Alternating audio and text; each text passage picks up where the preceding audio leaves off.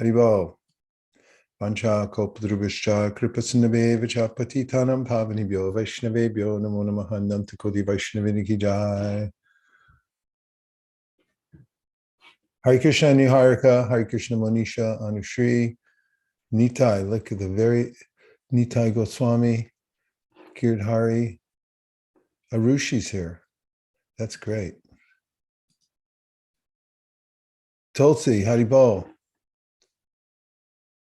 Swarnab Maharjan. Hare Krishna. Hare Krishna. How are you? I'm good. Where are you? At home. Well, at my home in this material world. Okay. Like current station, I don't know.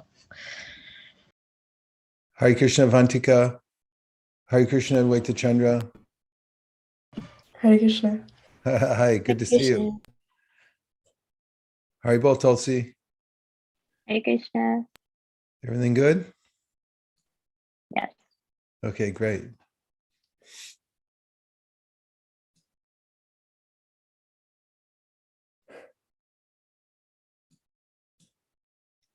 Who's running the Shastra today? Just so as I know. Tulsi. Oh, okay. Tulsi, you know that conversation Prabhupada had with Dr. Stahl? I'm not aware of it, Maharaj.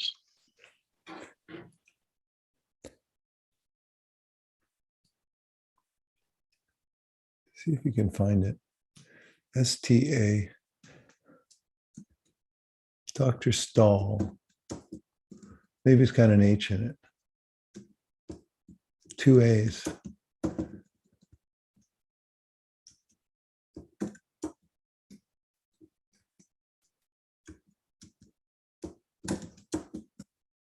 Stahl. Staal. Professor J.F. Stahl.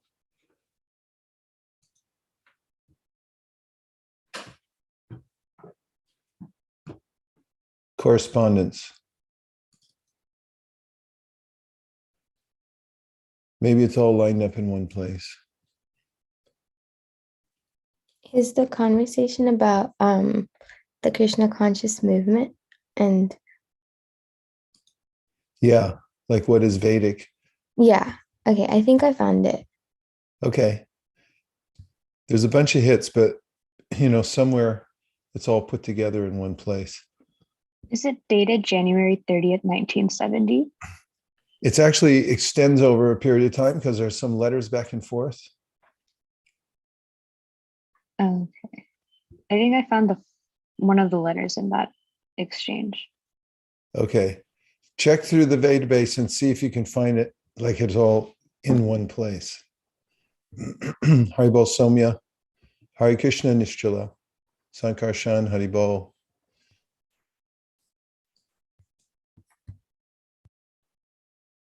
How are you? Somya, who's behind you? My mom. Oh, Hare Krishna Mataji. Good to see you.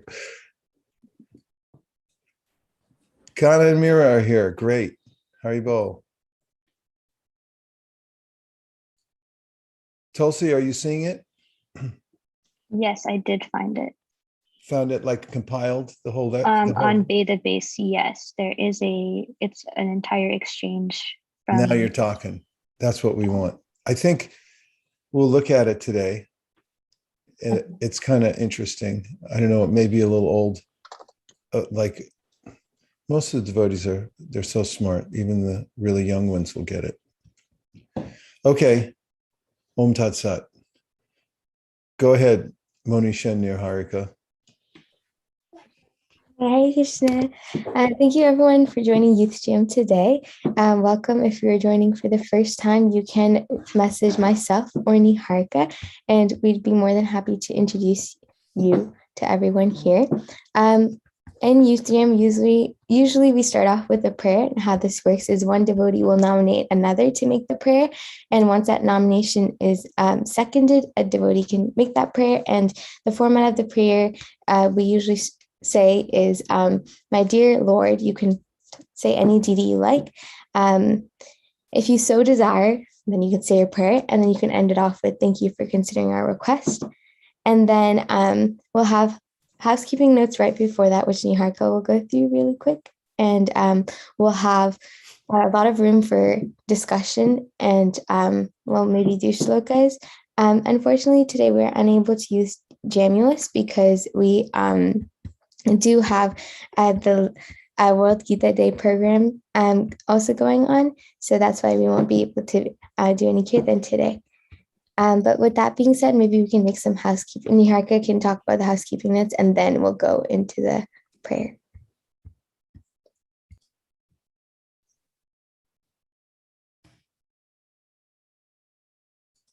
Oh, Niharika, we can't hear you.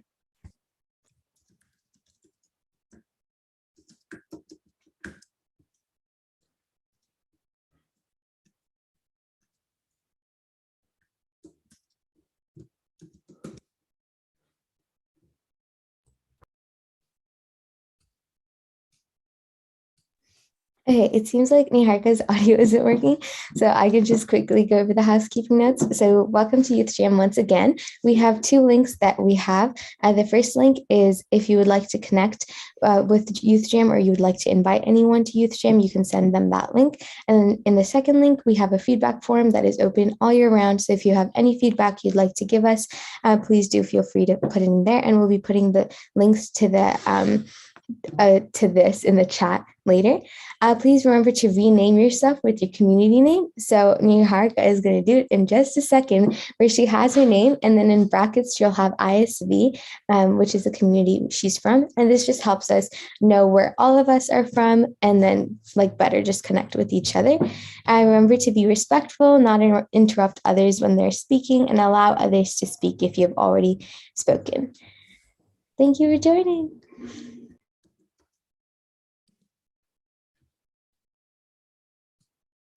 Niharika, what happened? They locked you out?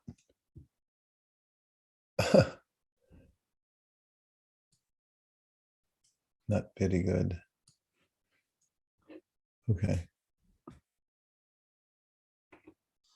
All right, we can make the prayer. So would anyone like to nominate anyone?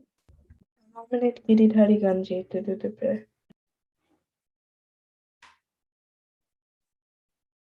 I second the nomination.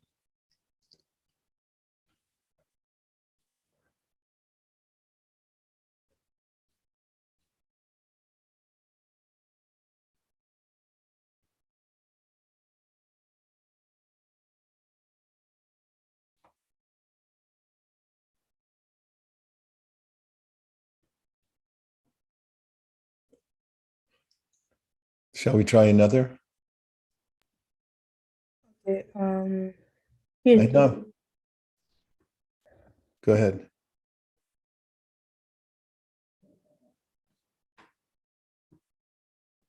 Nominate after you. Okay, let's go for Kirti. Second. Hare Krishna. I forgot how the prayer goes again. The Then just do format. it. Go from your heart. Okay. This is a prayer to Sri Chaitanya Mahaprabhu, so we can learn about Krishna and chant about Krishna and hear pastimes about Krishna. Thank you for accepting my thank you for accepting my prayer. Hare Krishna. Haribo. Thank you very much.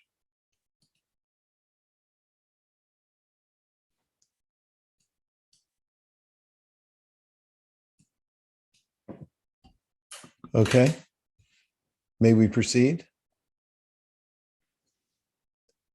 Okay. I have, where does Ananda come from in your life? First of all, what's Ananda? Yes, Advaita Chandra. Ananda means bliss or happiness. So, yeah. So what's that like? Yeah, well, for me, I haven't experienced it in full because that's what we get from practicing bhakti after our sadhana is strong. But for me, I mostly get it. This is very rare, but from japa, very very rare. Like when if I get it from japa, if I'm lucky enough that day, I chant somewhat good rounds, like actually absorbed, and I have like a something I'm meditating on, somewhat of a pure mood, but that hardly ever happens. What usually gives me a taste of that spiritual happiness is to associate with other devotees. That's what gives me my ananda, to associate with devotees and like whatever skills I have to use that into Krishna service. That when I try to do that, that's what clicks in for me. And what does it feel like, Ananda? Like it's whatever I feel, it's just a very deep sense of contentment, satisfaction, as well as like happiness, which like a boost of energy that makes you go through every week. Like I look forward to Sundays or whatever programs we have, so that I can associate with others, and like I see like what I can do during the week so that I can contribute to what I like to do, and if I use that in Krishna service. So whenever I can do that, I feel content. I feel like I've accomplished, and yeah, it's a really nice boost, like boost of energy kind of feeling. Thank you, Advaita Chandra Prabhu. What else gives everybody, where do you get your Ananda? Where have you noticed what thing that you do or that you connect with, that where you honestly feel like some sense of happiness? I'm not talking about you have to be like rolling on the ground, crying or something, but out of ecstasy. I'm just saying what have you noticed that makes you happy? I just noticed that today, certain things that I do that I can organize in my life, the way I live and so forth, that actually make a difference. So I feel happy. So what is it that makes all of you happy? Manisha about to say something. Oh, yes. Go ahead, Tulsi. And Monisha can go ahead. I can go after her. Okay, I was going to say, like when Advaita Chandra Prabhu was talking about contentment, I was going to say how I feel like when I do experience happiness, it's like my heart smiles, which is like a really beautiful thing to feel. But for me, I think I really get that ananda from people, and more specifically devotees. I feel like that anything I have to talk about or like say, they're always ready to listen, and I always end up hearing so much from them, and I can always learn something. Nice. Tulsi? One of my services in the temple is helping manage essentially like the sound and video equipment. It's something my dad taught me how to do in another Prabhu. And so I feel like assisting in that service, it's usually like you're assisting another devotee to do their service. So when you're doing a video projection, it's helping someone else with however, when they're, delivering the lecture that they're giving or whatever that it is that they're speaking about. Or when you help with the microphones and the sound equipment, it's helping another person who's singing kirtan or doing something like that. So it's just doing that kind of a service where you're helping another devotee and making, I guess, like the service easier for them and making it more smooth for them. I think like I find that really, I don't know, enlivening, and it makes me happy to do that. Nice to know. Like service connection, you're actually engaged practically, right? Nice. Anyone else? What makes you happy? I mean, I'm sure you could name a bunch of things that annoy you, like what makes you annoyed or upset or whatever, but what are things you notice that actually make you happy? The kind of happiness that, it's not just based on happen to be eating an ice cream cone or something like that at the time.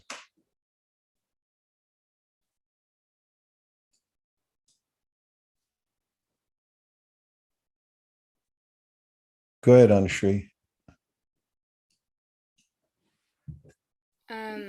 For me, I think happiness also comes from devotee association when I have conversations with people, and then also if I'm having a rough week where I didn't get to remember Krishna consciousness enough, and then I read or I listen to someone reading something, I just get rejuvenated, and I like sometimes forget like why I'm doing everything, so it kind of like prompts me to ask like why again. It resets my mind.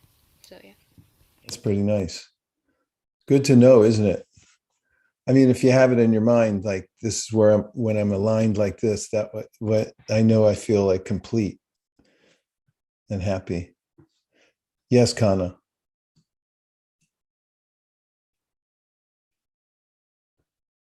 If you're talking, you're on mute.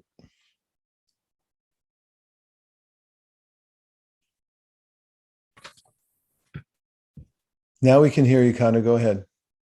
Okay, Krishna makes me happy. Your bhakti kindness makes me happy. Giving Krishna to others makes me happy. Giving Krishna to others makes you happy. I didn't hear the first one though. And you make me happy too. Because you encourage kids to love Krishna. You make me happy. Cochira coso. Igualmente. I don't know how to say in any other language like Hindi. Okay, same back to you, Kana. I noticed something. Nirkula's having a birthday party over here for Mahaguna today. So I was just helping get a house ready, and a few devotees were over there helping her cook and stuff like that. And I was just thinking how having devotees over makes me happy. And I remember we used to do it every week back in the old days because we could. And it was always nice. Always like a time to rise to the occasion, just have devotees over to the house. It's kind of easy formula, simple formula, but it always works. Who else? What makes you happy that you notice or you can recall?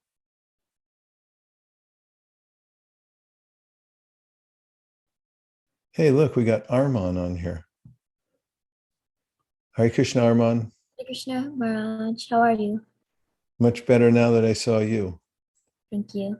Hare Krishna. And Amira's on here too. Hopefully we'll be seeing her cello later on. Haribol, Ryan's here. Oh yes, Nishchala. Like Dulce said earlier in the chat, prasadam definitely makes me happy. Prasadam, what kind of prasadam?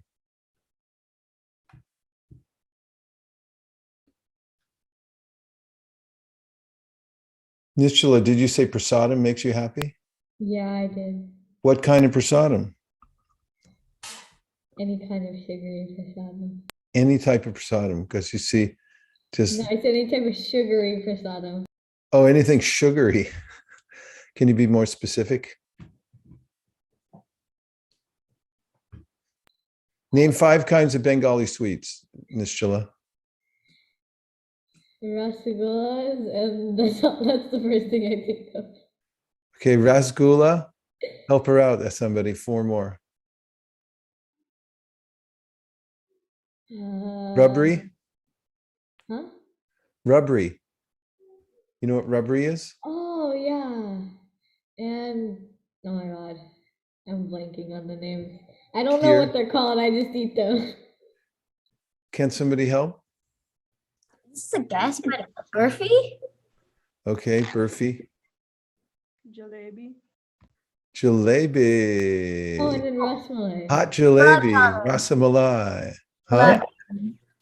One thing, I'm from Odisha. Odisha, Bengal shares similar kind of sweets, so I'm confused which one would be Bengali, which one would be Oriya. Anyways, everybody's putting sandesh in the chat box. In Bengal and Orissa, there's a special type of sandesh which is steamed. So it's called steamed sandesh. That is the name, and that's like a delicacy that goes on there. So that can be added to this. Where do you get it? Where do you get it? Honestly, we have stores all around, like At your especially house? Can we get it at your house? like India House or your house. Okay. Well, in India, Steam sandesh. Never heard of it. That sounds great. Chant, gulab jamun, misti doi. yes, Mr. Doi. Very good. Getting something. Okay. There are a lot of descriptions of prasadam in the Chaitanya Charitamrita, long list. So beautiful prasadam offered to Krishna, and then devotees become happy because they take all these varieties of prasad already offered to Krishna. Any other things that make you all happy? Can you think of anything that specifically when it happens, it makes you happy? Or when you do it, it makes you happy? Hare Krishna. Hare So, Krishna. recently I haven't been that much in touch with like coming to temple because I've had a lot of schoolwork going on. And one thing that's kept me in touch is kirtan. Like I always put on kirtan when I'm doing homework or something. And that just like keeps the connection going as well as like sadhana. And I'm really appreciative of that and it makes me happy. And another thing is productivity, which makes me happy. Productivity. Like you hit your goals. Yes, definitely. Yeah, I can relate to that. I've been setting goals for a long time. I had some books that I wrote my goals in almost 20 years ago, 25 years ago. And just in the last few days, there were a couple of them that I just hit. And then I realized that I had written it down and it gave me a sense of accomplishment, happiness. I can really relate to that. How you gonna, if you don't have a dream, how are you gonna have a dream come true, right? That's one of my favorite quotes. What's that? I said that was one of my favorite quotes. Oh, yeah? Oh, good. That's a good quote. Okay. A couple more. What makes you happy that you can think of? Do you know? Or do you not know? Or is it just random? Or do you have a systematic way that you say, if I want to be happy today, here's what I have to do? I think that's a better way to ask the question. If you're going to say, today, I want to experience a sense of contentment, maybe that's a better word. What would you have to do in order to feel content? Montague, you're looking very thoughtful today. What do you do to feel content? Do you have a system? I think there are a few habits or hobbies, I guess, that I like to do to make myself happy. One of them includes spending time outside, and another is spending time towards people with genuine intentions towards me. Oh, that's nice. Yeah, just being outside and also lining up with people who have good intentions towards you. Yes. That's nice. Good to know. Okay, one more. Unless you can't restrain yourselves and you want to do more. Haribol Yogesh. Haribol Hridan. Haribol. Haribol Rohini. We got Sadhu Vrindavan on here. That's big news. All right, one more.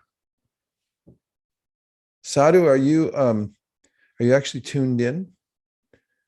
So like if you're on the Zoom and your screen's on, we can see you. That's Sattvagun.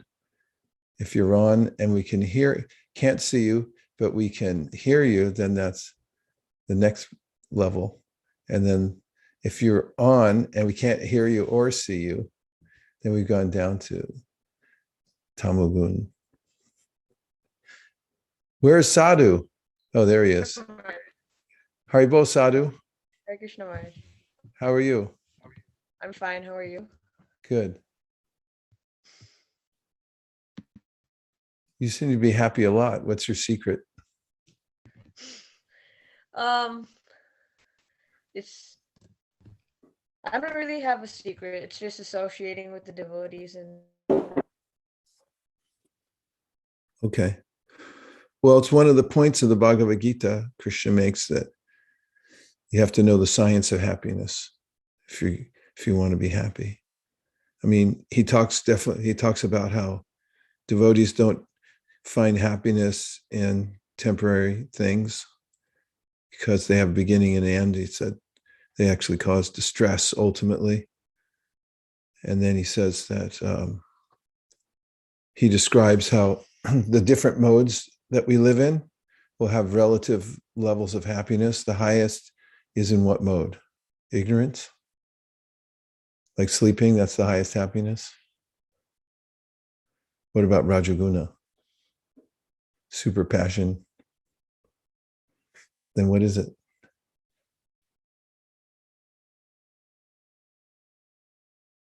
I give up. Doing devotional service to the Lord. Yeah, there's a description. He says, if you do devotional service, mam chayo vyabhicharina bhakti yogena sevate sagunan. Can we look at that verse? Mam chayo vyabhicharina bhakti yogena sevate sagunan samatitai tan brahma bhuyaya kalpate. He says that there's a way to come above the modes of material nature. You can rise above them and come to the level of Brahma or spirit. So you're like above the conditional happiness in the material world. Mam chayo vyabhicharena bhakti yogena sevate sagunan samatitaitan brahma bhuyaya kalpate.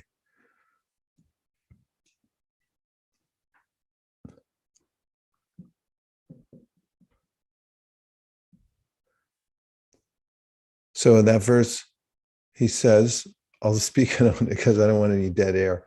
Mam chayo, if you do devotional service to me, vyabhicharena means like with attention. Bhakti yogena sevate. You're doing seva for Krishna, like a lot of you said. And then the next line says, sagunan samatitaitan. Atitya means to rise above something. So rising above the modes of nature. Look at the words for word. Mam antamicha, yeah, a person who abhyabhicharina without fail, bhakti yogena, by devotional service, sevate, service, sagunan samatitya, he transcends the modes, and Brahma Puyaya Kolpate, becomes elevated to the platform of Brahman.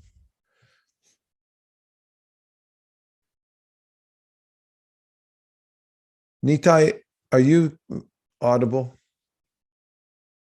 Can you hear me? I think I am. Yep, I can hear you. We can see you. You just came up to the Sattvagun. Could you rise above even Sattvagun and read this translation and purport for us? Yes, Miraj. One who engages in full devotional service, unfailing in all circumstances, at once transcends the modes of material nature and thus comes to the level of Brahman. Purport. This verse is a reply to Arjuna's third question. What is the means of attaining to the transcendental position? As explained before, the material world is acting under the spell of the modes of material nature. One should not be disturbed by the activities of the modes of nature. Instead of putting his consciousness into such activities, he may transfer his consciousness to Krishna activities. Krishna activities are known as Bhakti Yoga, always acting for Krishna. This includes not only Krishna, but his different plenary expansions, such as Rama and Narayan. He has innumerable expansions. One who is engaged in the service of any of the forms of Krishna or of his plenary expansions is considered to be transcendentally situated. One should also note that all the forms of Krishna are fully transcendental, blissful, full of knowledge, and eternal. Such personalities of Godhead are omnipotent and omniscient, and they possess all transcendental qualities. So if one engages himself in the service of Krishna or his plenary expansions with unfailing determination, although these modes of material nature are very difficult to overcome, one can overcome them easily.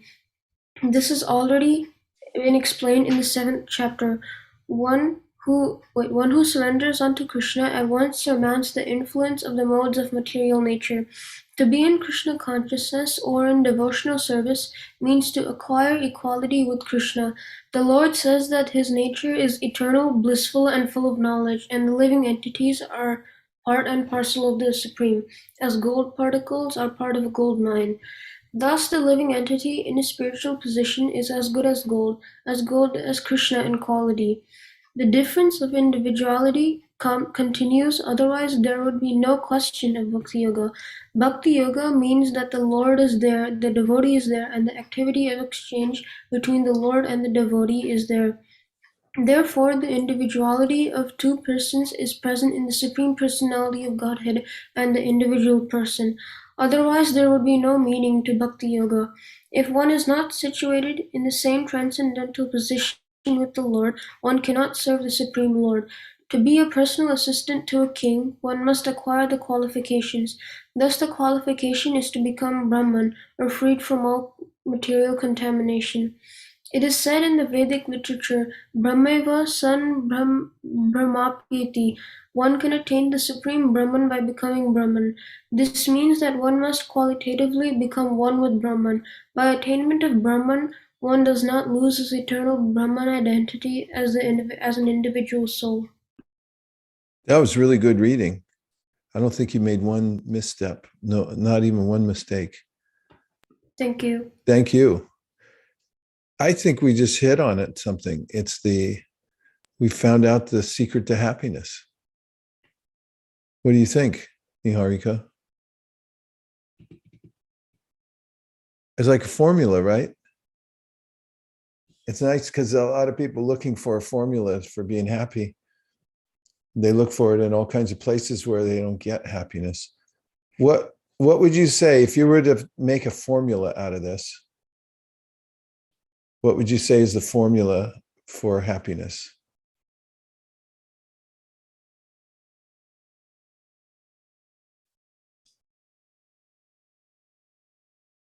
Just describe it anyway in words. We won't formularize it.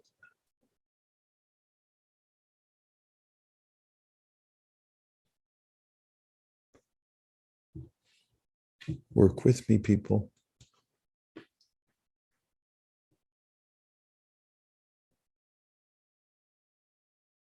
Arman, you're our man for this. What's the formula for happiness according to that verse?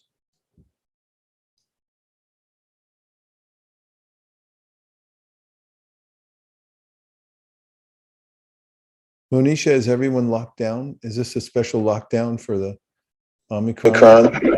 Oh, no worries. Everyone can unmute and speak if you'd like. Like, not at the same time, but like one at a time.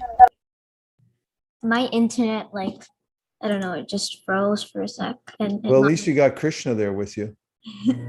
He's looking over your shoulder, so things can't be too bad. Yeah. Is there a formula for happiness?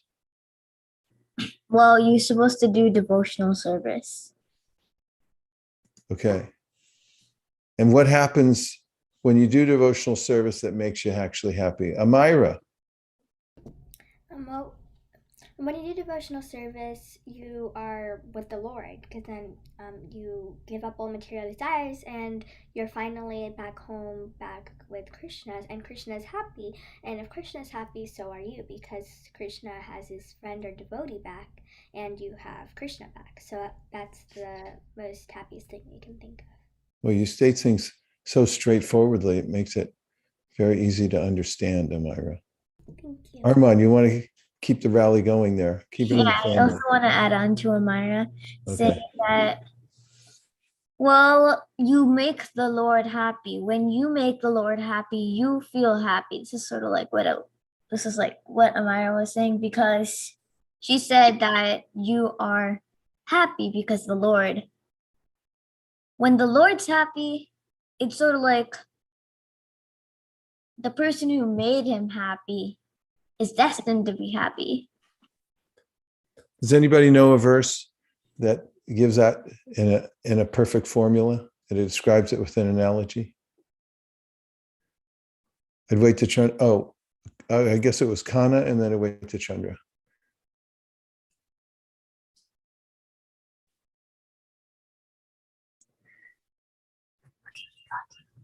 Go right ahead. Because Krishna is full of bliss, knowledge, and is eternal. When we can connect with Krishna, we feel bliss, happiness. Yeah.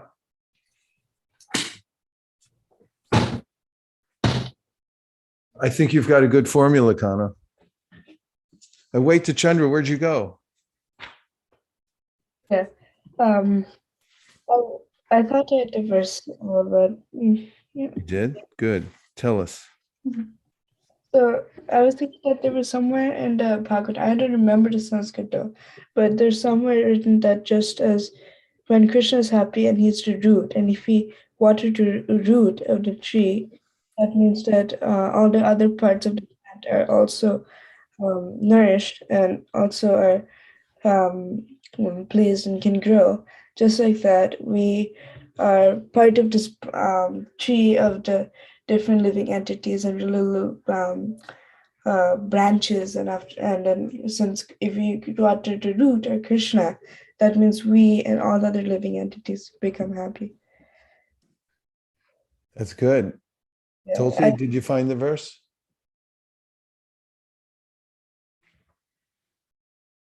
Does anybody have a verse book at home? Or Soumya put a verse in the chat, but Verse. Huh? Let me see.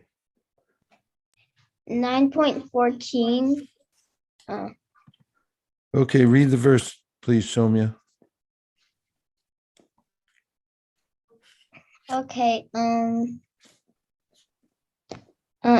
Shakatam kirtayantamam yatantascha dadavata namasyantascha mam bhaktya nitya yukta bhasate. Translation, please. Let me see. The pure devotees of the Lord take shelter of the Prakriti, the internal potency of the Lord, called Lakshmi Devi, Sita Devi, Srimati Radharani, or Srimati Rukmini Devi, and thus they become actual Mahatmas or great souls. And what context are you giving that?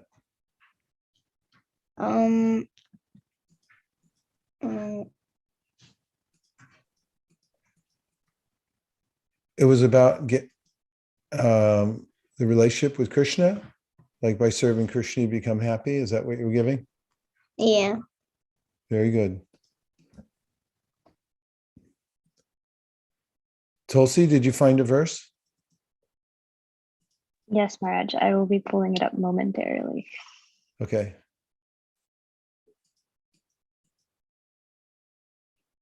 It's in 431:14, right? I believe so. Yeah. Yata toror mula nishechanena tripyanti tatskanda bhujo pashaka. That's it. Can you chant it, Tulsi, please? All right. Sadhu, do you know that verse? Do not.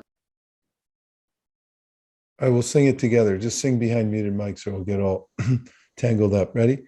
Yata toror mula nishechanena tripyanti tatskanda bhujo prashaka prano paharachcha yatendriyanam tataiva sarvarhanam achyuteja. Yata, as toro, of a tree, mula, the root, nishechanena, by watering, tripyanti, are satisfied, tat, its, skanda, trunk, bhuja, branches, upashaka, and twigs, prana, the life air, upaharat, by feeding, cha, and yata, as indriyanam, of the senses, tata eva, similarly sarva, of all demigods. Arhanam, worship Achyuta of the Supreme Personality of Godhead, Ija. Somya, would you mind reading the translation?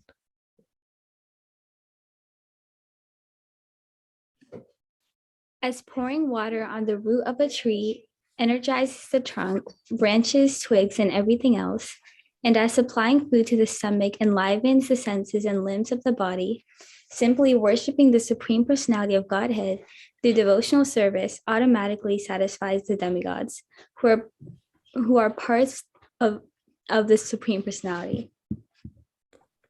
Nice. Thank you. Nischala, go ahead.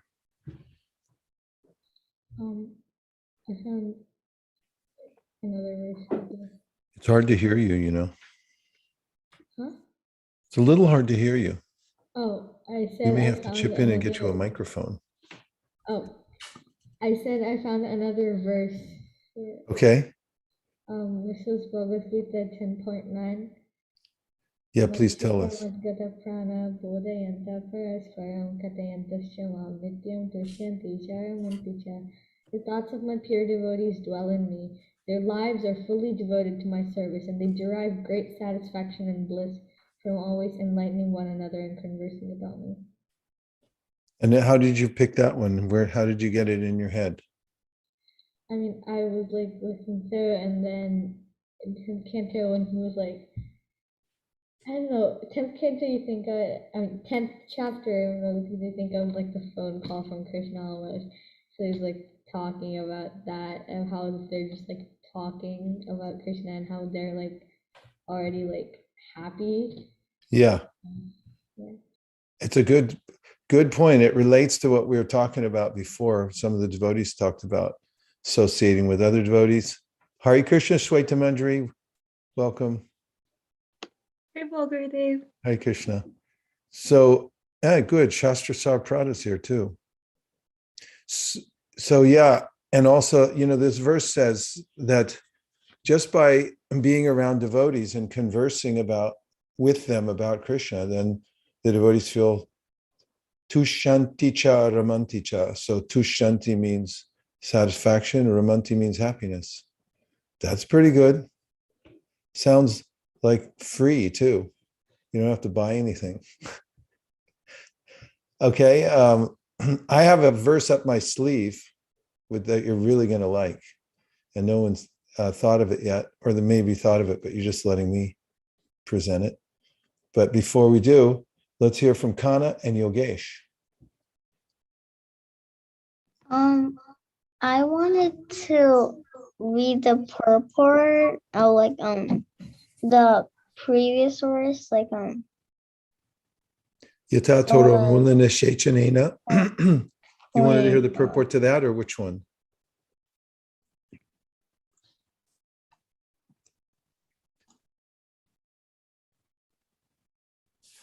Which purport you want to hear, Yogesh? it was like the previous verse, like the Bhagavad Gita? yeah. It was like You don't sound too convinced to me. Once you decide which one it is, we'll read it. Never mind. Okay? While you're figuring it out, let's hear what Kana has.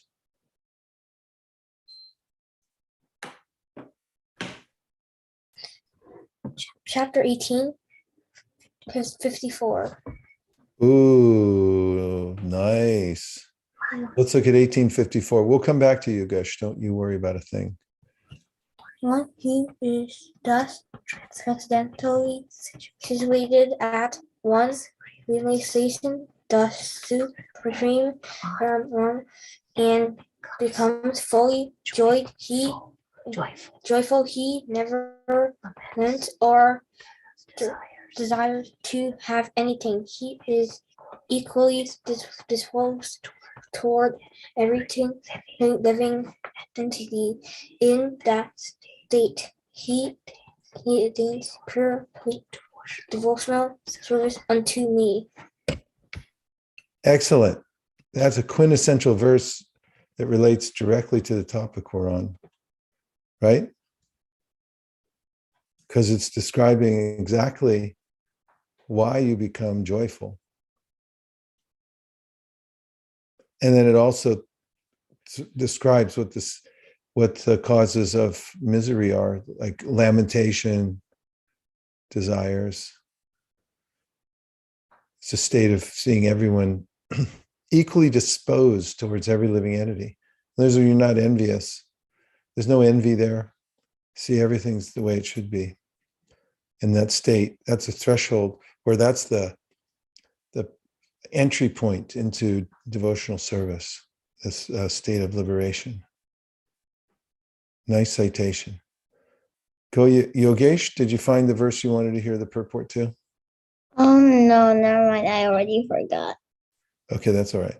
I have a verse I would like to enter into evidence, if you don't mind. It's from 7th Canto, 9th chapter, 11th verse. 7, 9, 11. The topic was, by pleasing Krishna, then you yourself become happy. And I think that Devotee Chandra Prabhu had introduced the topic. Devotee Chandra, do you know this verse? Oh, I'm familiar with it. I've heard it once or twice, but I don't really have it memorized. Well, you know what? We could put together Prahlad's prayers and chant all of them. They're really nice.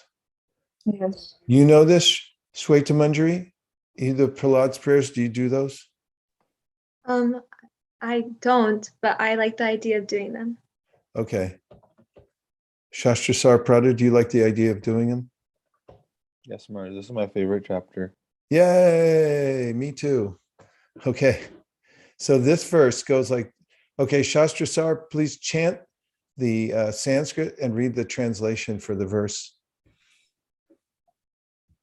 Naivatmana prabhurayam nijalabha purno manam janada vidusha karuno vrinite yadyaj jano bhagavate vidadhita manam tachchatmane pratimukhasya yatha mukhashri. The Supreme Lord, the Supreme Personality of Godhead, is always fully satisfied in himself.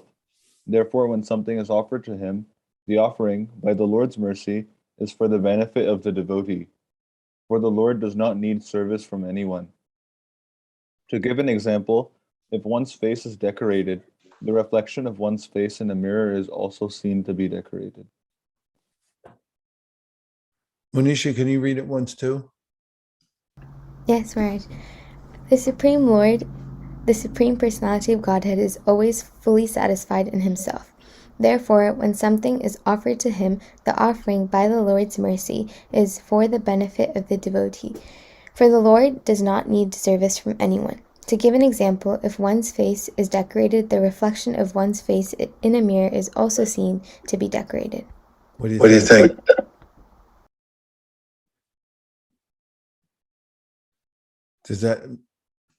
Does that qualify this verse? Let's hear the purport. Okay, so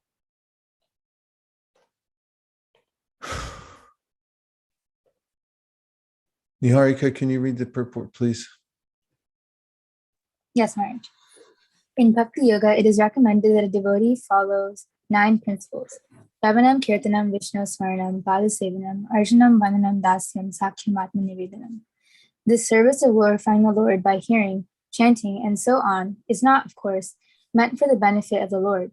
This devotional service is recommended for the benefit of the devotee. The Lord is always glorious, whether the devotee glorifies him or not.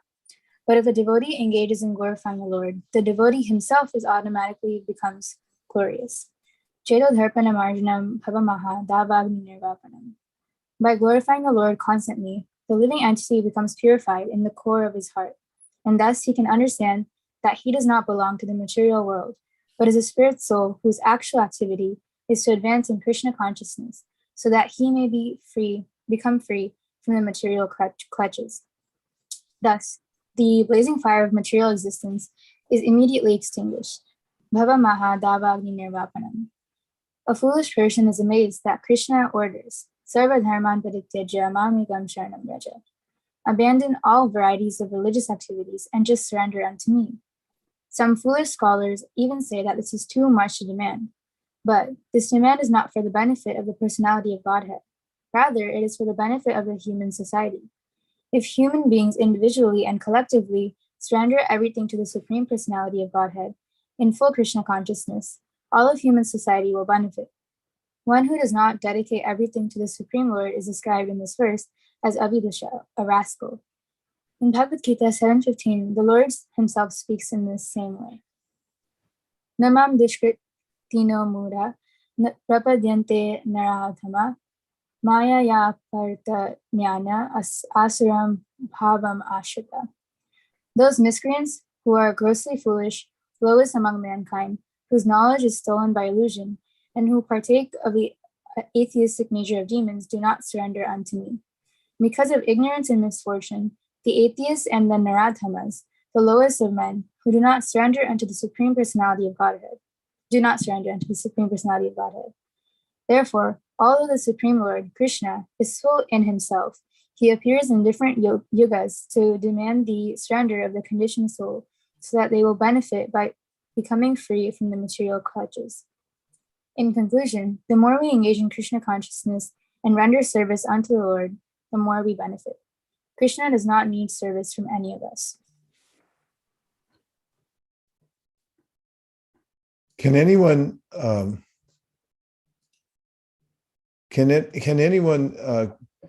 retrace our steps and put together the thread where we started and which verses we've quoted so far? What has our thought process been so far?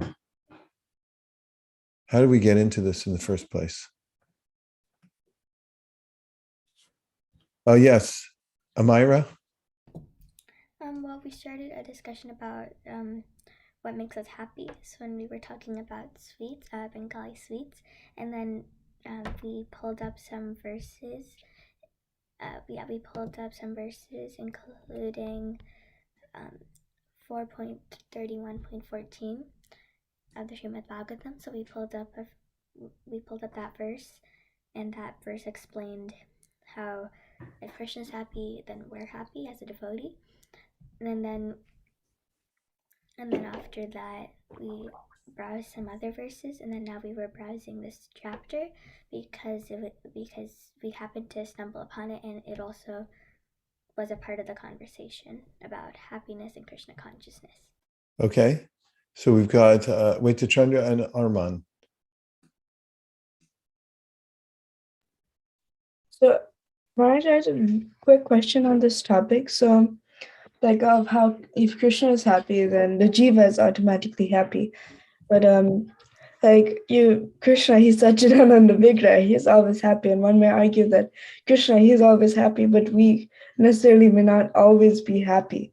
So if somebody poses that argument, let's say, so how would you counteract that? Well, in the Gita, Krishna says, Mamai Bamsho Jiva Loke Jiva Bhuta Sanatana, Manak Shashtanindriyani Prakriti Karshati.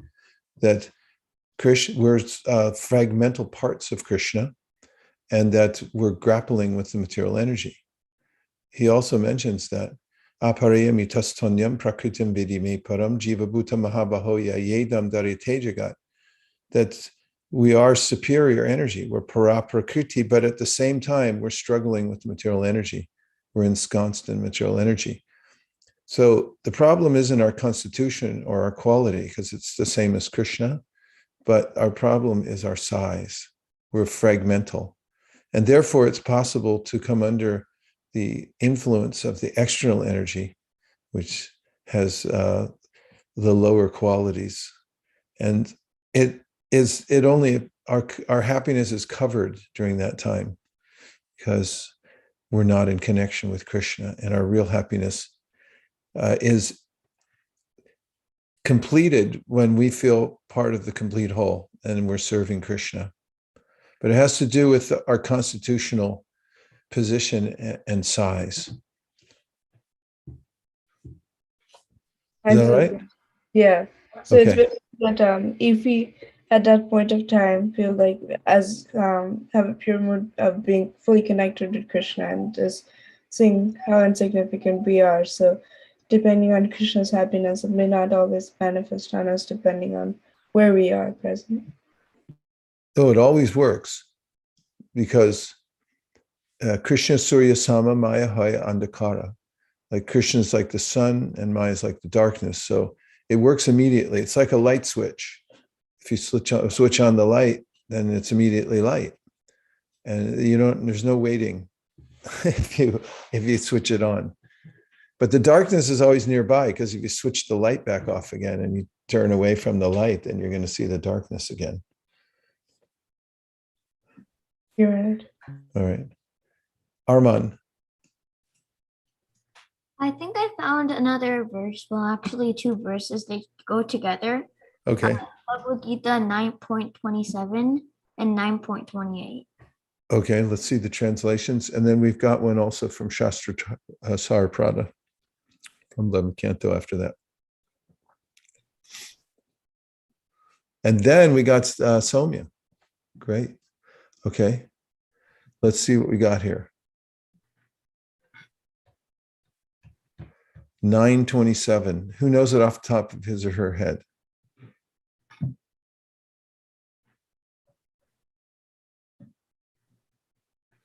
Yes. Wait to Chandra. Uh-oh, too late. Go ahead. Yat karoshi yadashnasi yat juhosi dadasi yat tapasyasi konteya tat kurushva madarpanam. Whatever you do, whatever you eat, whatever you offer or give away, whatever austerities you perform, do that, O son of Kunti, as an offering to me. No, so this one. And And then you wanted 28 also, right? Shubha Shubha Phale Moksha Karma Bandhane.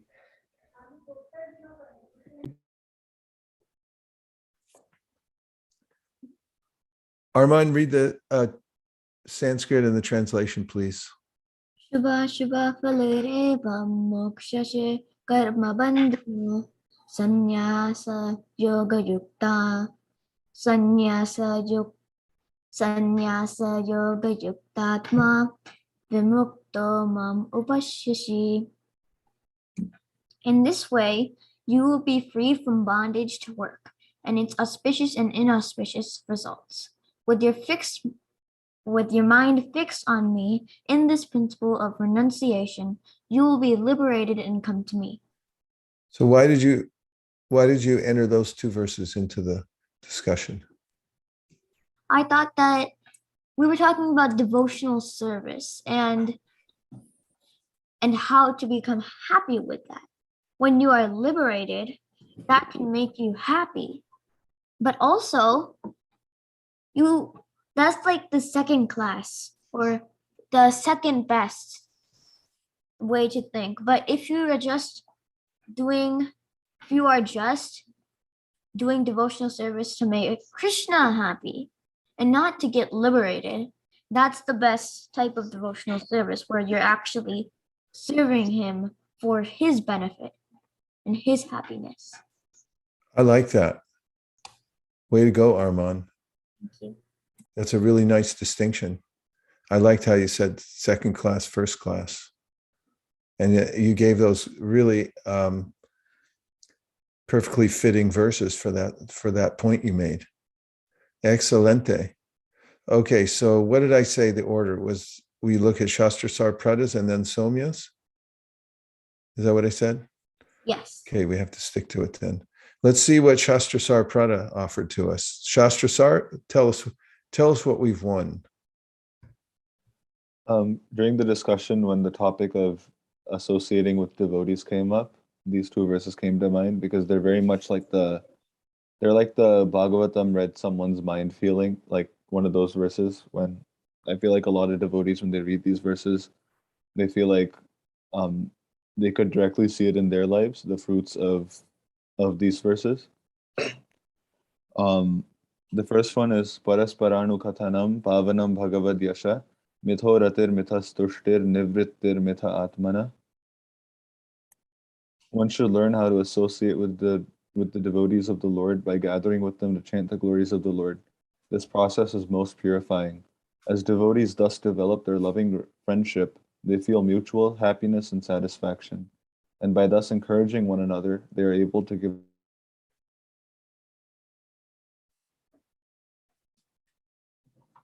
And the one after this is kind of like a.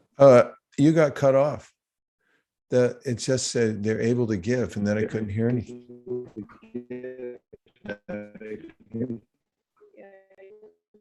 Hare Krishna?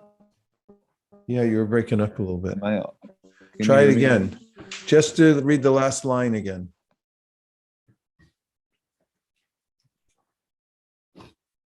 Shastra Sar.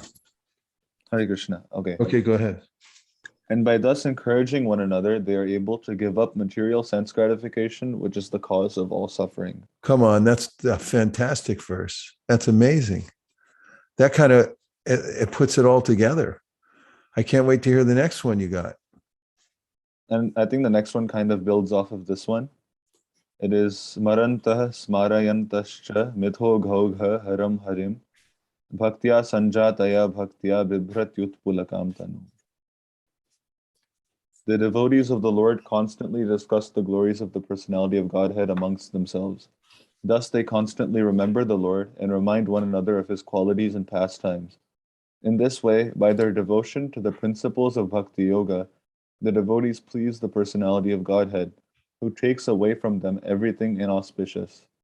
Being purified of all impediments, the devotees awaken to pure love of Godhead, and thus, even within this world, their spiritualized bodies exhibit symptoms of transcendental ecstasy, such as standing of the bodily hairs on end.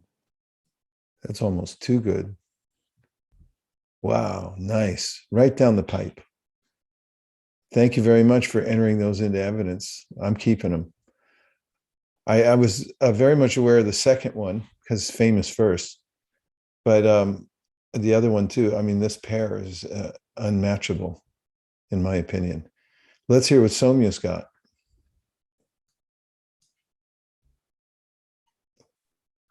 Okay, I have 10.9, and I picked this verse because I thought it connected to happiness and how thinking of Krishna and being devoted to Krishna is like that. So it's machita matkata prana bodhayanta parasparam katayantas chamam nityam dusyanti charamanti cha. The thoughts of my pure devotees dwell in me. Their lives are fully devoted to my service, and they derive great satisfaction and bliss from always enlightening one another and conversing about me. Why don't you read the purport too, please? Yeah. Pure devotees whose characteristics are mentioned here engage themselves fully in the transcendental loving service of the Lord. Their minds cannot be diverted from the lotus feet of Krishna. Their talks are solely on the transcendental subjects. The symptoms of the pure devotees are described in this verse specifically. Devotees of the Supreme Lord are 24 hours daily engaged in glorifying the qualities and pastimes of the Supreme Lord. Their hearts and souls are constantly submerged in Krishna, and they take pleasure in discussing him with other devotees. In the preliminary stage of devotional service, they relish the transcendental pleasure from the service itself. And in the mature stage, they are actually situated in the love of God. When situated in that transcendental position, they can relish the highest perfection, which is exhibited by the Lord in his abode. Lord Chaitanya likens transcendental devotional service to the sowing of a seed in the heart of a living entity. There are innumerable living entities traveling throughout the different planets of the universe, and out of them, there are few who are fortunate enough to meet a pure devotee and get the chance to understand devotional service. This devotional service is just like a seed, and if it is sown in the heart of a living entity, and if he goes on hearing and chanting Hare Krishna, Krishna Krishna, Hare Hare, Hare Ram, Ram Ram, Hare Hare, that seed fructifies just as the seed of a tree fructifies with regular watering. The spiritual plant of devotional service gradually grows and grows until it penetrates that covering of the material universe and enters into the Brahma Jyotir, effulgence in the spiritual sky. In the spiritual sky, also that plant grows more and more until it reaches the highest planet, which is called Goloka Vrindavan, the supreme planet of Krishna. Ultimately, the plant takes shelter under the lotus feet of Krishna and rests there. Gradually, as a plant grows fruits and flowers, that plant of devotional service also produces fruits, and the watering process in the form of chanting and hearing goes on. This plant of devotional service is fully described in Chaitanya Charitamrita, Madhya Lila, chapter 19. It is explained there that when the complete plant takes shelter under the lotus feet of the Supreme Lord, one becomes fully absorbed in the love of God. Then he cannot live even for a moment without being in contact with the Supreme Lord, just as a fish cannot live without water. In such a state, the devotee actually attains transcendental qualities in contact with the Supreme Lord. Should I read that last paragraph too? Oh, yeah. The Srimad Bhagavatam is also full of such narrations about the relationship of the Supreme Lord and his devotees. Therefore, the Srimad Bhagavatam is very dear to the devotees. As stated in the Bhagavatam itself, 12.13.18, Srimad Bhagavatam Puranam Amalam Yad Vaishnavanam Priyam. In this narration, there is nothing about material activities, economic development, sense gratification, or liberation. Srimad Bhagavatam is the only narration in which the transcendental nature of the Supreme Lord and his devotees is fully described. Thus, the realized souls in Krishna consciousness take continual pleasure in hearing such transcendental literatures, such as a young boy and girl take pleasure in association. Bravo. Well done. Very well done. Nicely quoted and well done. So, yes, Kana.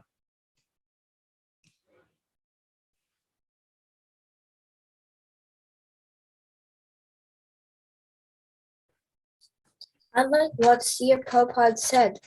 When the devotee glorifies Krishna, he becomes glorious. So the more we make Krishna happy, we become happy. I like when Sadama made Krishna happy with his love gift. Krishna gave him way more love gifts. Yep. It's a really nice example that you gave. You brought in that sentence, those couple sentences you introduced, they were right on the topic. And then nice that you talked about Sudama, because he had no motive. He just gave to Krishna and Krishna reciprocated inordinately, inordinately reciprocated. Wow, nice. I wanted to find out what you all felt about ongoing learning.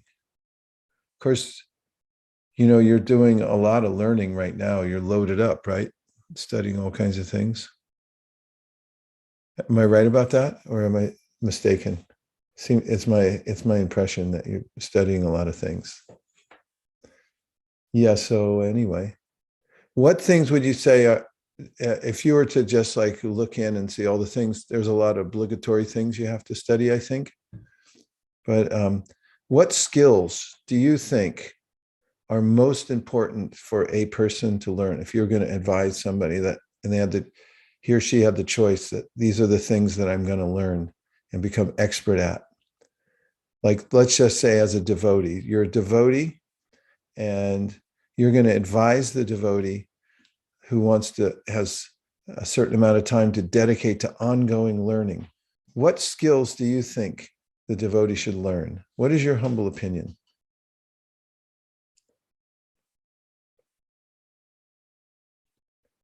I shouldn't say your humble opinion, just what's your opinion? If you want to be humble about it, you may. Oh, good. Manisha. So there's actually this quote that I read by Chaitanya Charan Prabhu, which said something similar along the lines of like, humility is a door we need to step through every time we wish to gain knowledge, especially about like life's purpose and like the meaning of life. And I was thinking how like there are certain skills that are like very tangible. Like I think Tulsi mentioned in the chat, like interpersonal skills. But for me, I personally think that like the skills such as like humility is like something really hard to learn, and it's something that like you have to learn every time. throughout high school. So I feel like anytime you want to learn something new or you want to even like be curious about something, you have to have humility in order to like be able to be in that position of I want to learn this from someone who knows more than me. And it's something that like you can't just learn overnight, and like even if you do like show it at instances, it's not something that can like stay with you throughout, even though you have it at certain points. So I think that's something that like is something I wish to learn as I'm continuing to learn at school and like in my spiritual life as well. I like the way you framed that whole thing. It's the doorway kind of through you can enter into all types of learning through humility. I think it matches, and we mentioned this morning, the verse in the Bhagavad Gita 13:8, 8 through 12, where Krishna tells about the 20 qualities that lead to knowledge. And the first one is humility, just as you said. Wow, that was good. Thank you very much. Humility, it's a superpower, right? Okay, we have Shweta Manjari. I just wanted to add on to Manisha's point. I was reading in a Bhagavatam report once that all our skills and qualities don't mean as much if we're not if we don't have humility. So, and I also was talking to my sister once, and we're talking about how much there is to learn from other people, but with the mindset of I already know it all, or they're saying something that isn't of value to me because subconsciously I'm waiting for them to finish and say my own thing. With that mindset, there's no room to grow. And so for that, we need humility as well, knowing that we have things to learn from other people. And I think with our own humility, we understand that I make mistakes. I'm imperfect, but I'm still trying to serve. And so we can be empathetic to all the other devotees around us who are also really trying to serve, but might also be making mistakes. And with proper humility comes proper security, in the sense that like I'm not insecure about my position as a servant, because that's where I get my security from. If everything else might be uncertain, but I'm a servant of Krishna, so I'm happy in my body that Krishna has given as an instrument. And so it's like the best form of security and like an antonym to insecurity.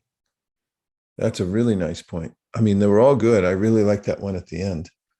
That through security, that actually humility is security because you're in your natural constitutional position. Really nice. You got nothing to lose, right? So what other skills? Any specific things you would recommend? We have humility so far. That's like a superpower. And what about specific skills a devotee should learn? Say somebody wants to excel in devotional service. What skills should he or she learn? Shastrasar Prada. I think a really nice skill is the skill to doubt properly, to ask questions constantly, because I feel like there's a very deep sense of satisfaction that comes from knowing a subject matter thoroughly and to not have any doubts anymore about it, because one has basically, like, in a sense, like plugged all the possible holes that the mind might try to come up with. And I think that, as you say, Marge, a lot of the time a successful discussion is shown by how many questions come out of it rather than how many answers. So when more questions come out of it, it's like a sign that, okay, now we're making headway into like we're like triangulating into a particular, like, to find a particular siddhanta, and we're going like, oh, it says this here, it says this here, it says this here. And then I think that any great thinker or any great student is one that's able to ask consistent, good questions that are rooted in trying to find out more rather than trying to. It's not like blind doubting. Nice. I like that a lot. In fact, I just wrote something about it. Questions are the answer. Yeah, very good point. Learning how to ask good questions. The better your questions, the better the quality of your life. Atato Brahma Jignasa. Now's the time to ask good questions.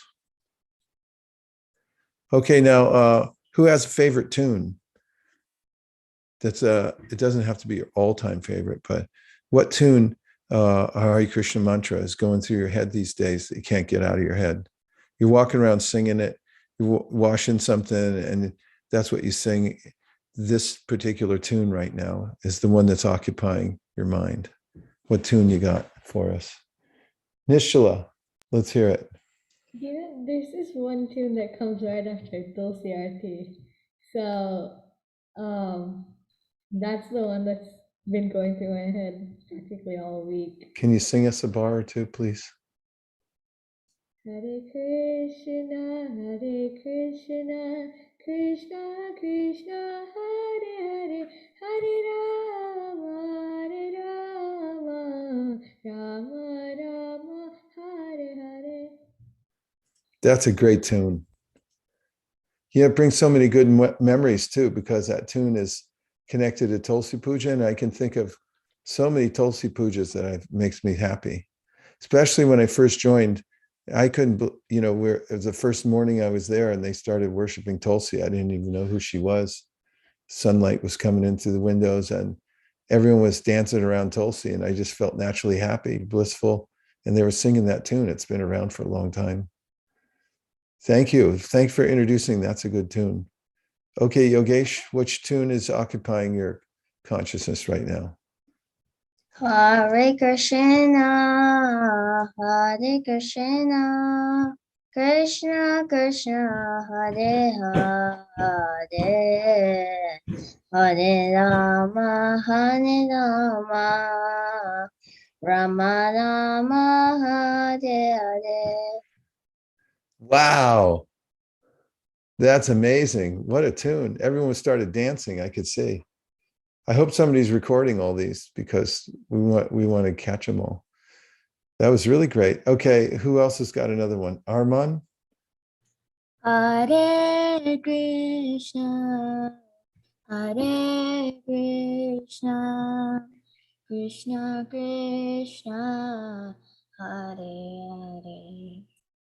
That one. Nice. A little more melancholy, that one, isn't it? Have we done that one? Yeah. What's the other part to it? It's Prabhupada tune. Oh, that's the Prabhupada tune. I didn't immediately recognize it. Yeah. That's a perennial favorite, and it's nice because it's Prabhupada's tune. Ryan, which tune you got? Hare Krishna, Krishna Krishna, Hare Hare, Hare Rama, Rama, Hare Hare. That'll work. You got the mantra going there. You can hear all the syllables. Thank you, Ryan. Now let's hear Elmira's cello. You got your cello lined up? She's getting it. Okay. Stringed instruments are really beautiful, I think. Okay, Kana?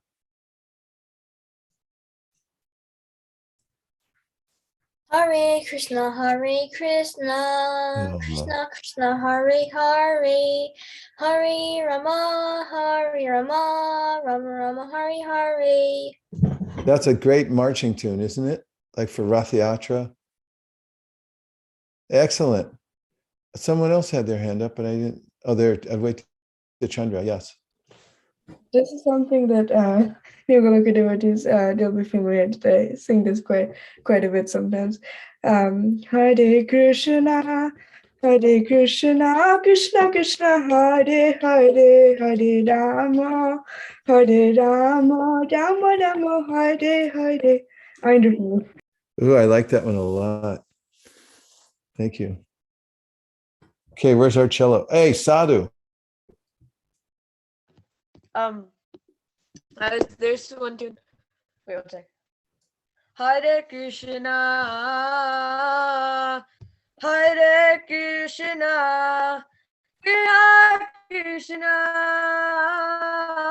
Hare Hare, Hare Rama, Hare Rama, Rama Rama, Hare Hare. Sadhu, sadhu, sadhu. That was amazing. Wow, you carry some really amazing tunes in your head. Okay, now we get to hear a little cello. Do you have a Hare Krishna tune you can play on that cello, Amira? most of them. If like We'll just play one simple one. We just want to hear the sound of the cello. Nice if you put the camera down more too, because we can barely even see it. Beautiful instrument. Thank you. Now can you see it? Yeah, yeah. Okay. So. Okay, so can you give me like a simple tune to play? Hare Krishna, Hare Krishna. You give the key you want to start in. Krishna, Krishna, Hare Hare. Hare.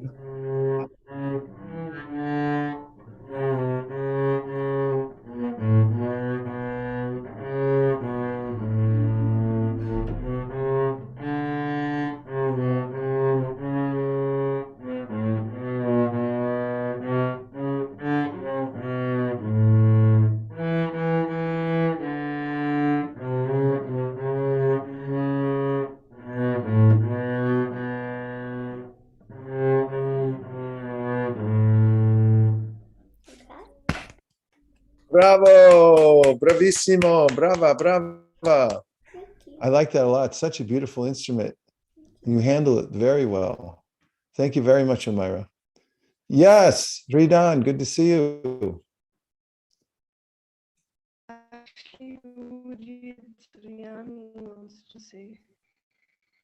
Rian, go ahead. I think you have a weak internet, though. It's hard to hear you.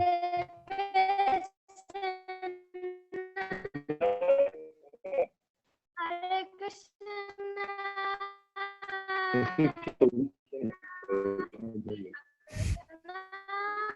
Hare Hare.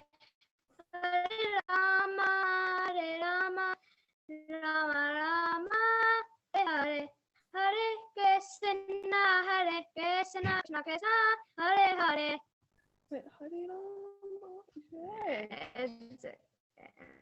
Bravo. Bravo, bravo. Okay, now we just have a few minutes left. So we want to hear some realizations.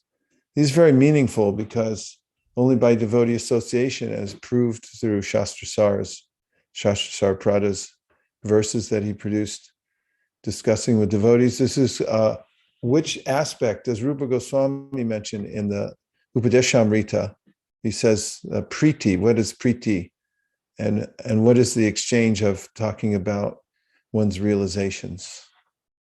So there's two questions. What is priti and what is the phrase he uses that describes, and what is he describing? The exchange of love.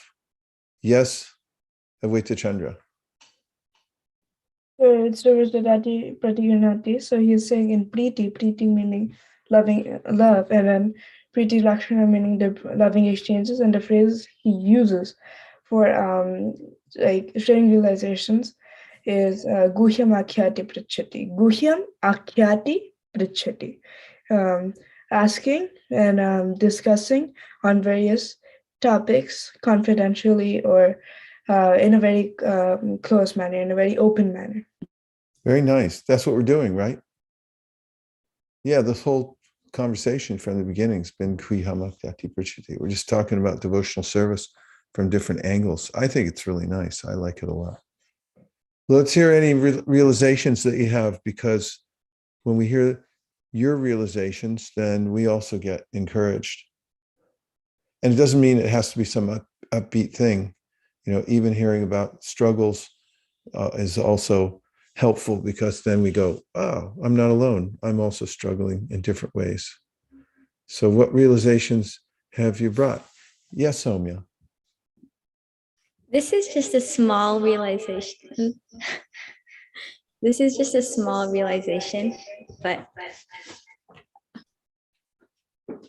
Yogesh is also listening. Oh, I see. Hear it. But when people say that when you open the Bhagavad Gita and the Bhagavatam and you can just find all your answers just by, you can flip to the verse and you'll find all your answers, everything's in there. I think today really proved that, because just stemming from the point of Krishna makes you happy, and it was such like a simple like point, but we all found so many verses and we related so much to that and found so many verses in the books that I think that's just really beautiful and that could be used in so many other topics too. So it just proved that point for me. Yeah, nice point, Soumya. I always compare it to churning. You know, you take a topic and then you churn it, and it never ends, really. You keep getting more and more out of the ocean of nectar, the milk ocean from the Shastra. You just keep going and going. And then, as you point out, those are fresh in your mind. Then when this conversation intersects with another conversation we're having in a Bhagavatam class or somewhere else, you'll remember this whole thread, or at least part of it anyway, and you'll be able to, just hook that in to the conversation. It becomes increasingly useful. Nice. Thank you, Soumya. Okay, Tulsi. Hare Krishna Maharaj.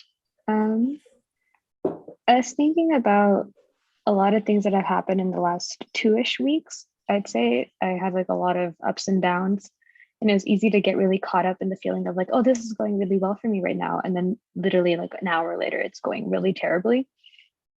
And it's actually more of a question actually, is that how do you navigate the ups and downs of life?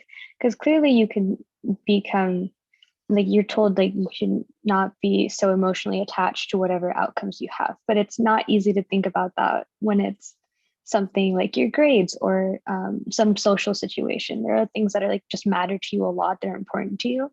And then if something doesn't go well, then it does affect you either negatively or positively. So just how do I navigate those emotions in those situations? One way is to consider the trajectory of other successful people and notice that they didn't get everything done perfectly. Just because there are ups and downs doesn't mean that you're not making progress. A down may give you more progress than an up. And you'll find that people who are successful materially, spiritually, they've been through a lot. And they learn how to deal with the ups and downs. But that's kind of what you're asking. But my answer is really to have perspective, and then also to redefine what success looks like. I mean, if we're always chasing success and we're not really sure what it looks like, then we may be disappointed. For instance, I'll give you an example with book distribution. If devotees who I take out on book distribution or who take me out, if they think that my success is everyone has to buy a book, then they're going to be disappointed because not everyone's going to even stop. But if you just define success differently in that context by saying, we're just going out and I'm successful if I show up and I walk out the door, takes a lot of pressure off. And then you feel a lot freer just to do the best you can. And a phrase that's always helped me that I learned, it was actually a title of a book I read many years ago. It was, and it pretty much says it all in the title. It's a long title. Are you ready? All you can do is all you can do, but all you can do is enough. And it's like, you do the best you can with what you have right now and don't worry about it. Also just see that whatever mistakes you make, it's making you more aware of, how you can jump back. Yes, Tulsi? Thank you. And I had a follow-up to that. So I think sometimes when like all you can do is like you can do the best that you can do, but sometimes like trying to put out your best day after day is pretty overwhelming in itself. And so how do I motivate myself to really push through those days? Well, it's just like if you physically work out, those of you who are athletic know that you can't always push the body. You can overtrain, actually. If you're training your muscles every day, for instance, lifting weights, then after a while, then they go the other way. They don't actually become stronger and they don't grow. You have to take breaks. It's actually in the breaks that you make a lot of advancement in physical training and mental training as well. You have to have gaps in between when you're pushing yourself. Can't always be push, push, push. So physical activity, you have to listen to your body. And like, oh boy, I feel really tired, well, that might be laziness, but it also might be your body saying, I need time. And same with your mind. So every day is going to be a little different. Like the phases of the moon affect us. There are hormones that affect us. Like during this time of year, I always feel a little bit like hibernating or something. It's dark. There's less sunshine coming in. Actually, the whole history of these celebrations at this time of year goes back to a concept called Saturnalia, because do you all study this in school? In this time of year, it's so dark, everyone feels like, oh my, maybe the world's coming to an end, So they have festivals of light and all kinds of things, so they can remind themselves like, wow, it'll pass. So you have to see that there are going to be ups and downs. Naturally, they're built in, but they're not bad.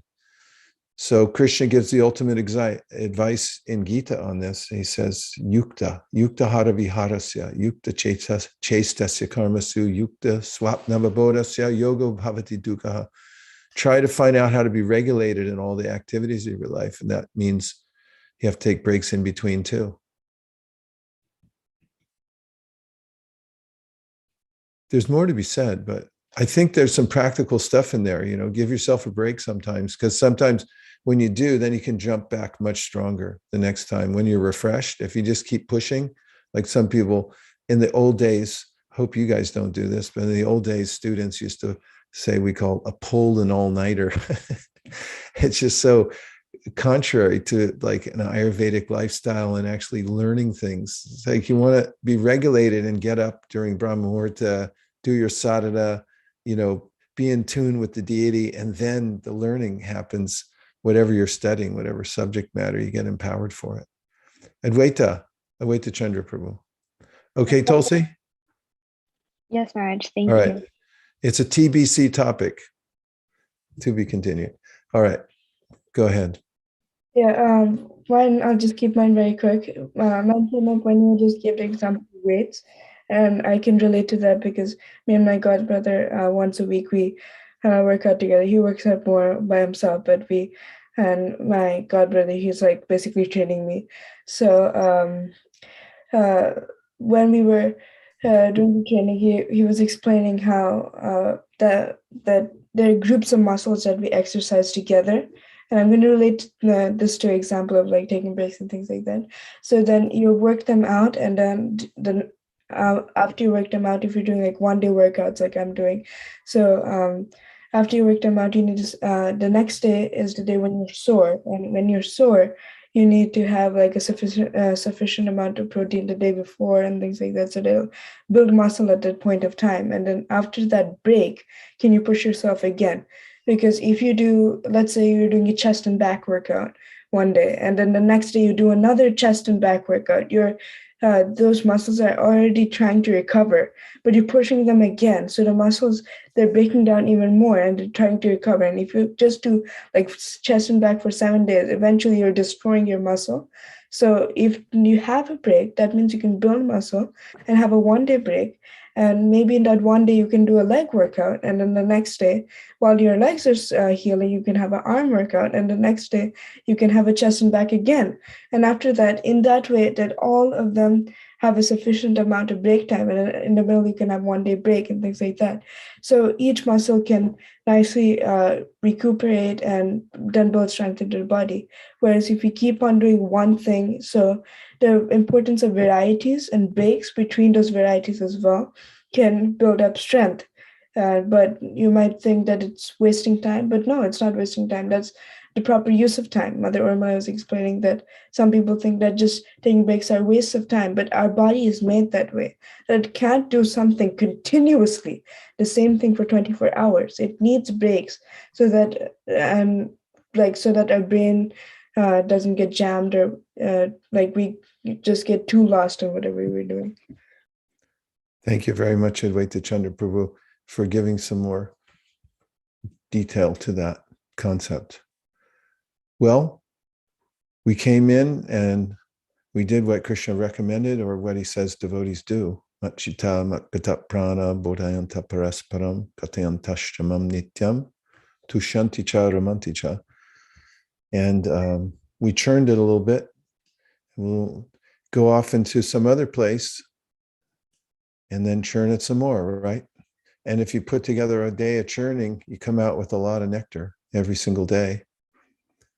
And even if you do it a little bit here and there, you come wealthy, spiritually wealthy. It's hard not having the kirtan, exactly. But let's just end with some Avantika.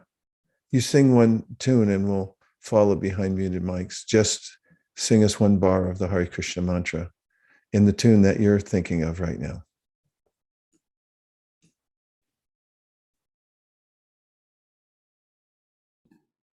Okay. Hare Krishna, Hare Krishna, Krishna Krishna, Hare Hare, Hare Rama, Hare Rama, Rama Rama, Hare Hare.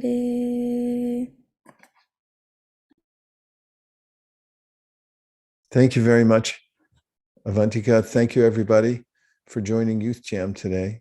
And I think that you want to make an announcement about when we're meeting next, Monisha? So I think it's schedule. Yes, Marge. So for the next 2 weeks left in this month, Youth Jam will be on a break, and we'll also be making sure that everyone can enjoy their holidays. And so we will be meeting again on Youth Jam in January. So that will be January 8th is the first time we will be meeting in the new year. And I think we could do a session on goal setting, because it's really nice at the beginning of the year to kind of look at our goals and write some things down. Are you into that? All right. So we'll go for that. Have a nice break. Take some time for yourself. Go for a walk. Take some time to read something, think, write some stuff down, talk to some friends. And just because you all are pushing yourself so hard, you don't even know how hard you push yourself. So just take a little time to repair. And we'll see you all back here on January 8th. Hare Krishna. Dear Srila Prabhupada, dear Shri Chaitanya Mahaprabhu, Shri Shri Panchatattva, Shri Shri Radha Madan Mohan, Shri Shri Lakshmi Nrsingadev, if you so desire, please bless everyone who joined Youth Jam today, or who listened to it, or who listens to it in the future, that they may always remember the Hare Krishna mantra in their heart of hearts, and they may always feel goodwill to all living entities and try to do good for everyone. Thank you for considering our request. Om Tat Sat. Everyone who agrees with this prayer in part or in whole, please unmute and say Hare Krishna. Hare Panchakalpatarishya Kripasindhaveva Patitam Pavanebhyo Vaishnavyo Nantakoti Vaishnavi Ki Jai. Gaur Premanande Haribo Haribo.